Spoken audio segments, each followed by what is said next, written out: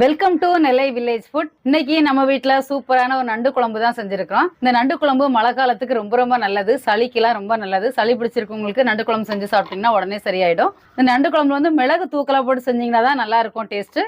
நீங்கள் வாங்க நண்டு குழம்பு எப்படி செய்யுதுன்னு பார்க்கலாம். நண்டு குழம்பு செய்யறதுக்கு தேவையான பொருட்கள் என்னன்னு பார்க்கலாம்.